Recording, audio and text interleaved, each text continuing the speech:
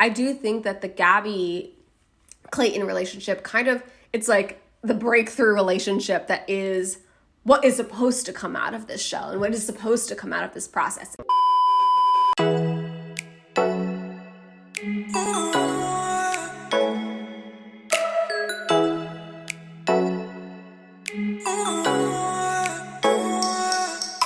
Hi, this is Julie and Kelly, and we're here to find love again. This is going to be the second part of our recap of Clayton's Bachelor season, episode 5. So in our last video, we talked about the Shanae drama and what we thought about Clayton. So check that down in the description below, and we'll link it somewhere in this video.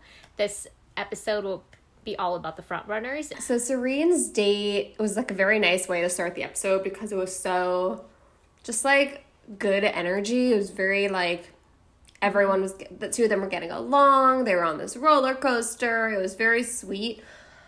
Serene is an interesting one because I feel like you look at her and you're like, oh goddamn, she's like so stunning looking. Stunning. Yeah. Stunning. Right. Like her, not, this is okay to say, but like her body, it's just like. I mean, I see it too. It's like, yeah. She whiz, like, got my heart going a little bit. At the same time,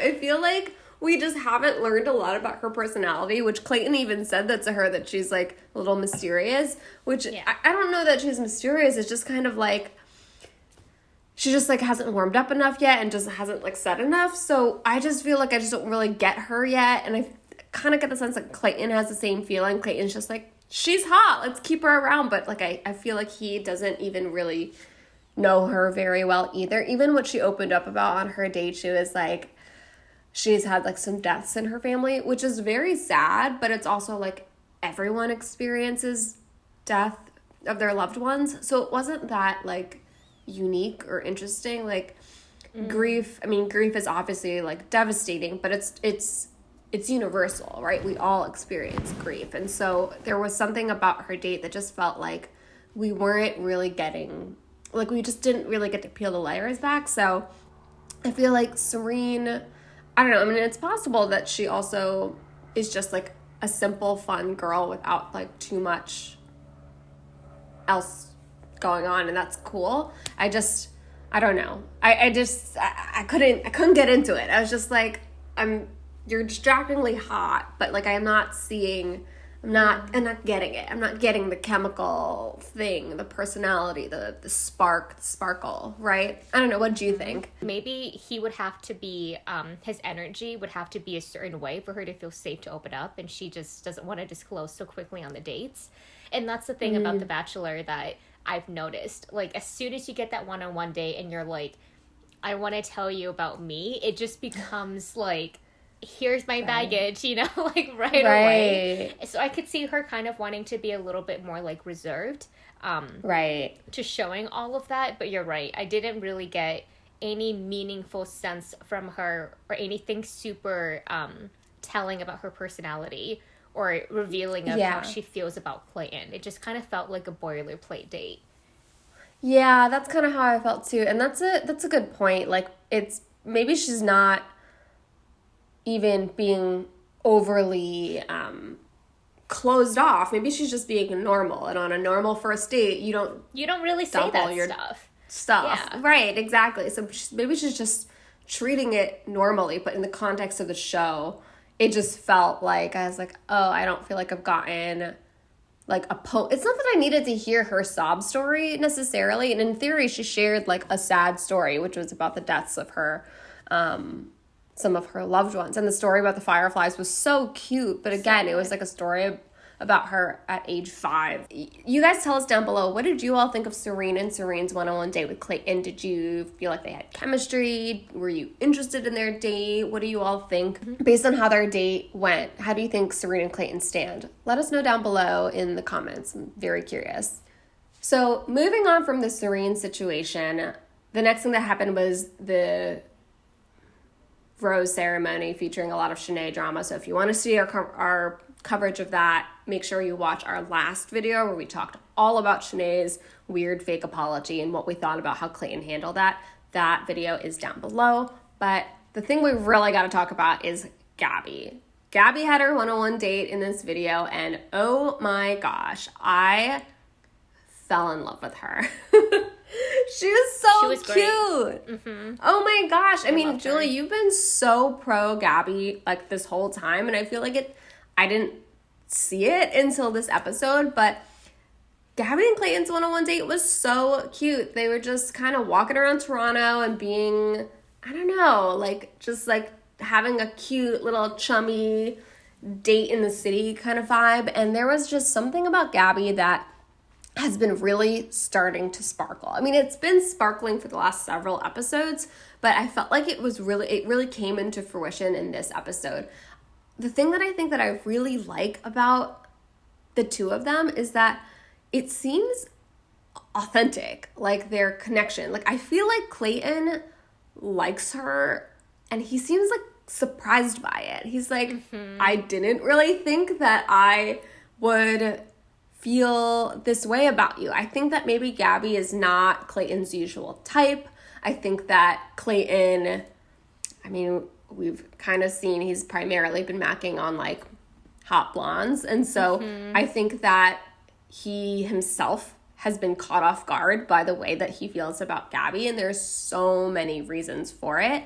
But I think that's something that makes this relationship so nice to and refreshing to see. This is like what the Bachelor show like could be. It's like this is bringing together people who are compatible but who maybe like wouldn't have, you know, thought to date each other, and giving you the opportunity to connect with someone that, you know, maybe isn't your usual like type but who is clearly so compatible with you. Like, that is what this show, like, it was like the initial like premise of the show, right? The initial like promise of like, you know, you've got 30 women handpicked for you, 30 men handpicked for you, and maybe like some of them like stick out to you more, but all of them could be like good matches for you. So you're going to go through the process of like getting to know them all, and then actually spending time and being like, oh, I'm jamming with this girl. Like, this is like working for me, and then siphoning it down that way. Like,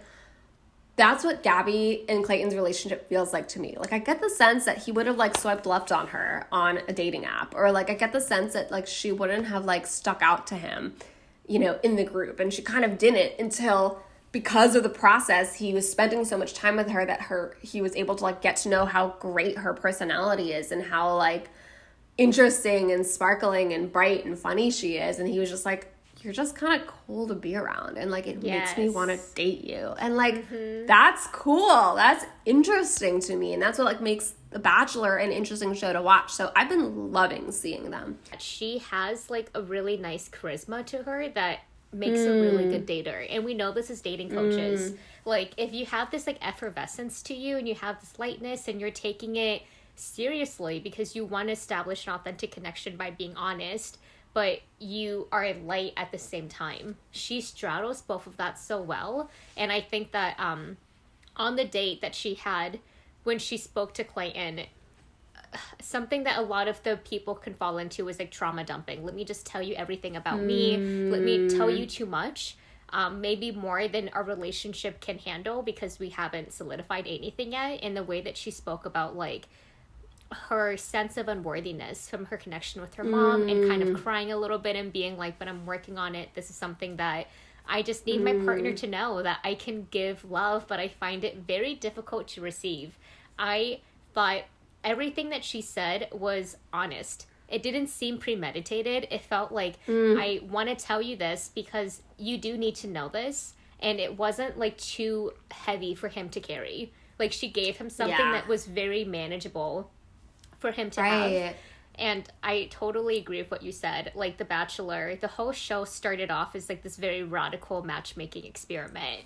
And over time, it's evolved to be this thing that's very heavy-handed in production and tropey, with like, you have a villain like a Shanae. You have like these really ridiculous group dates. You have bungee jumping, which kind of like increases adrenaline and like makes you feel like you're bonding with the person. All of these elements are thrown in, and it takes away from the fact that like, if the show really leaned into we're just gonna match you with people that you might genuinely like, it surprises the lead. Like, maybe they explore different sides of themselves. Because he was saying, I didn't like how he was saying, I do stupid stuff with you. I was like, it's not stupid, Clayton. You just, it's just fun. And you just don't typically do it because you date people that you have very, like, it's like these repetitive experiences because you're picking the same people. You dating someone like Gabby is you accessing a part of you that you already have, but she's bringing out of you. That's really attractive, and that's how he can really get to, like, be more expansive about himself as a person. So I just felt like Gabby, top 3. She has to be top 3. Has to be. People do have patterns, right? They have dating patterns. This is why people come to people like, you know, the two of us, right? They come to dating coaches, they come to matchmakers because they're like, it's not working. I'm doing the same thing over and over, and clearly it's not working. I need a different way to do it. And like, in theory, The Bachelor serves a similar purpose as going to a dating coach or going to a matchmaker, right? It's like, I've been doing the same thing. Let me do it this different way and see if it works. And I do think that the original premise of The Bachelor show could work. It could be a functional way of trying to, you know, suss out who would be a good partner for you. It just, what the show has become now, it's like, oh God, it makes it like kind of impossible for a healthy relationship to come out of it. But I do think that the Gabby Clayton relationship kind of, it's like the breakthrough relationship that is what is supposed to come out of this show and what is supposed to come out of this process. It's someone getting to meet people who are compatible with them. You know, matchmakers have brought, or people have brought these girls in because they think they're going to be a good match with you, and like, you're going to just date them, even if like you might not have known that this was the kind of person that you would go on a date with, or this is not the kind of person you would ordinarily date, but you go on the date and then you're like, oh wait, this is like awesome, and then you build a relationship from there. And so, you know, this is Clayton breaking his patterns, his let me make out with hot blondes pattern. And like, it clearly worked because he's like, oh wait, like, I'm like really connecting with this girl. I really like her. Like, you're right, Julia, when she shared her story of her past, that felt like an actual authentic moment where Clayton was like, this is not what I expected. I didn't expect to get like this much like depth and vulnerability from this moment and from this girl. And like, it's like all coming together. Like, she's fun, she's interesting, I love being around her, she's got this depth to her, she's so thoughtful, she's clearly introspective, she's clearly someone who's been to a lot of therapies and a lot in her work. Like, it's like, she's amazing. So many things. And like, you know, was kind of able to discover that and discover her in this way that to me actually felt a little bit more authentic in comparison to, you know, some of the other relationships that are a little bit more like kind of thrown in his face, and it's like the process and, you know, whatever, Shanae keeps being in my face and so I like her. And like, you know, the Gabby thing felt like she was just kind of like always around on the group dates. He kind of liked being around her, and he's just starting to realize like, wait, like, I really like to be around her, you know? Like, and in that way, there was something about it that felt natural and authentic. And like, anyways, to me, it's just one of the more exciting relationships to come out of this show, even if they don't end up together. Like, I feel like this is like a great model, like a model relationship, I feel like, for this franchise. And I hope that this is something that they could lean more into. I don't think that they will, but I would hope that they would, because it is exciting to watch. It's more fun to watch the lead be surprised. It's more fun to watch, you know, just like a little bit of, you know, shock, or a little bit of this kind of like almost like underrated person kind of come up and have this connection that shines through, that's not based on like initial chemistry, and that's not based on which girl's the hottest out of the girls in this group. I see her being top 3, and if she continues to have like a very good edit the rest of the season, I could see her being the Bachelorette pick. I want it. I want her to be the Bachelor. Like, this episode to me really sold me. I mean, you were kind of like on this train already. Like, I feel like you have a really good like jump. Yeah, you have like a really good picker, I feel like, from the initial like, you also picked Brandon out last season as a frontrunner. So love him. And I didn't see that at all. And here, same thing. Like, I didn't really see the Gabby thing until this date, but now that it's happened, I'm like, whoa, like this is great. There is so much great about their connection, and you're right. There's so much great just like about her. I feel like she is a good, like her approach to dating is like a good model. I think for any of us, like for anyone, the way that not only that she like Gabby. The levity. Right, be a Gabby, exactly. Be a Not only Gabby. the levity that she approached the date portion, but also to your point, the way that she approached the serious stuff in the evening portion. She, opened up, but you can kind of tell, even though she got a little emotional about it, like these were things that she has processed, right? She has already worked with a therapist. It's not like, oh my God, you're the first person who's ever hearing my trauma. Yeah. It's like, no, I've like done a lot of work on this. Like, I already figured out my attachment style. I already figured out how my mom and my relationship to her affected the way that I approach relationships today. I've already got it all figured out. My therapist has helped me get to where I am. Like, I know the things that I need to focus on and work on. And like, you're just, I'm just kind of giving you the quick one sheet version of this. But like, and I kind of That's like. a great point. That, the fact that she is coming in, even though she's talking about like these feelings of like unworthiness, and she's talking about this feeling of like being afraid of receiving love, which by the way, wow, relatable. Even though she's talking about these things that have to do with, self worth, there is a confidence with which she was able to talk about that, because clearly she has so much experience talking about this, and she's done so much work with it that she's able to articulate it so well and able to like explain it so well without feeling like she's gonna get lost by talking about it. Like, if I tell you, I'm gonna have to like really go into all of my feelings and like, oh my gosh, like on this first date, we're gonna spend this first date in a little mini therapy session. Like, no, she's like, I can tell you what this background is. This is what my, relationship background is. This is the work that I'm doing on myself. But like, I can talk to you about it in a, in a level way without like falling into my feelings when I open up, And I just really liked that about her. Like, I don't know. I just like paralleling it back to Brandon.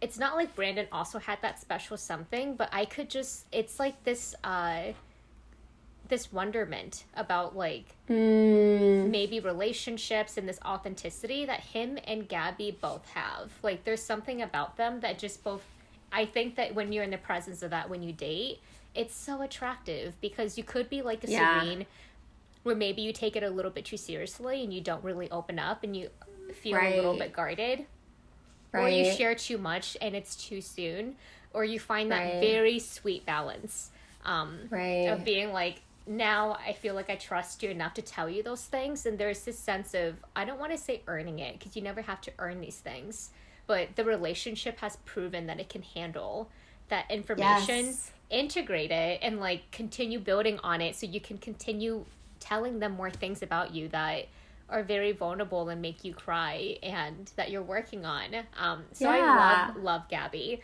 I think she's gonna make it so far. I completely agree. And, like what you just said just made me think. The other thing, too, about what I love about the way Clayton and Gabby's relationship has developed is it was a slower burn. Like, it didn't just, like, it wasn't 0 to 100 right away. Yeah. Right. And it kind of, like, they had the time to kind of work on and develop their connection and realize that there was something there. And then when they entered into the date, they're like, okay, now let's peel back some of the layers, because we already know that we like being around each other. In comparison to, sometimes it's kind of like Clayton or the Bachelor, the lead will like pick someone to go on a one-on-one date. They have a good time, but they're still trying to suss it out. And then it's like, okay, well, at the date portion, maybe they'll give me some personal trauma, and then I'll decide whether or not I feel close to them. And it's like in reverse. It's like using trauma to form intimacy, as opposed to having intimacy already and having closeness already and feeling like, okay, we're close and now it's appropriate for me to share because we're already close. Instead, I feel like on this show, it's so often it's like using the sharing to get there, to get close. And it's like, that's not really, you should already feel safe and close to someone before you share with them. It shouldn't be like you're using that trauma to like kind of force someone into an intimate relationship with you, And so I really like that with Gabby and Clayton. It was like they were already kind of like forming that they're already kind of forming that connection. It was already like, it has been simmering over the course of 6 weeks, or 6 weeks. And then they got to the point where they're like, okay, now let's peel back the layers, because we already have this feeling of closeness now, and we're kind of ready to start peeling back the layers, Completely. Dude, it's like Gabby is this green flag. So it's like, it just, we spoke about like trauma dumping, which is when it's like what you're saying, you talk about trauma early on, and it kind of facilitates this closeness that may not pre-exist. It's something that's artificially being pumped into the situation that you're in. Right. And the problem with that, and this is a problem when you go on dates with people, is that you don't see if you're compatible or not, because you feel so close to them, because you've told them something so close to you that you can maybe like dismiss certain things about like maybe value alignment, because you're like, well, they've accepted this thing about me that's so sensitive and so core to me that I want to see this connection through. And then a few months down the line, after like the intoxication and the the dopamine has gone away, you're like, oh, we're actually not a good match. We're not compatible. And that falls away after time. So like, that's what I love about slow burn relationships. Like, a spark, pay attention to it, but like, if it's the only thing that's really present in the connection, it's not enough. That can't flame you out to like a long-term relationship. But a slow burn can tell you so much, because you can really pay attention to like what's happening. Okay, well, this brings us now to Rachel, who is actually kind of a counterpoint to what we just said about Gabby, because I agree about everything you just said about slow burns. And then we have Rachel, who is kind of represents the opposite type of relationship. But we have to talk about it, because if we're talking about frontrunners, we can't talk about frontrunners without talking about Rachel, because in episode 5, we really saw Clayton reveal a lot about how he feels about Rachel. He did. He went from going on a one-on-one date with her, that was just last week, right? He just went on his first one-on-one date with her last week, to this week, he's like, I literally am thinking about her every hour of the day. And that was dramatic. When he said that, I was like, whoa. I was like, it's her season to lose. As soon as he said that, she's the front runner. That's the one that he's like, this is the girl at the end. Well, it made me wonder too, like, because I'm sure that in the interviews with the producers and those in-the-moment interviews, I'm sure that the leads are always pretty detailed about which girls they're most interested in, but then they, like, cut it because they don't want it to be obvious who's gonna win, right? Like, I'm sure that they don't tell us everything that Clayton has shared. Like, Clayton has probably been saying from the beginning, like, oh my God, like, I really like Rachel, I really like or like whoever, right? The girls that he likes, he's probably pretty direct about it to the camera, but then they don't cut in the edit, they don't show us everything because they don't want to reveal too early. Similarly with Michelle, Nate, and Brandon, right? I'm sure from the beginning she's been talking about how much she likes Nate and how much like she thinks Nate is probably like the guy that she has the strongest connection with so far. I'm sure she was talking about that from the beginning, but they didn't want to put it into the edit because they don't want to make it too obvious that that's who she's gonna pick.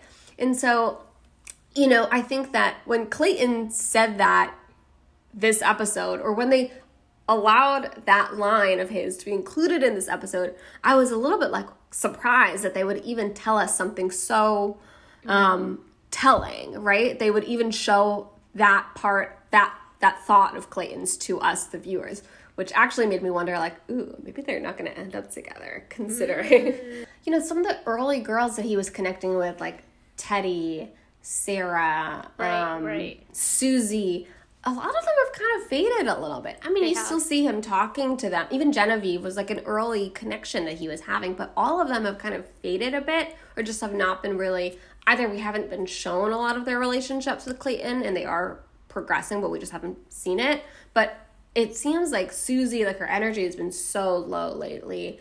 Teddy too has been like, I feel like Teddy and Susie have both been defeated by this process. Like, I feel like they are just like seem exhausted from just like being in this house and being in this environment.